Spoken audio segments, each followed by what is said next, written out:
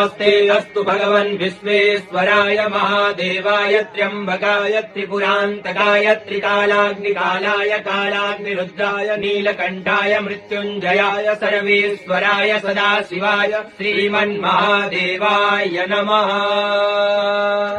ॐ नमस्ते अस्तु भगवन् विश्वेश्वराय महादेवाय त्र्यम्बकाय त्रिपुरान्तकाय त्रिकालाग्निकालाय कालाग्निरुद्राय नीलकण्ठाय मृत्युञ्जयाय सर्वेश्वराय सदाशिवाय श्रीमन्महादेवाय नमः।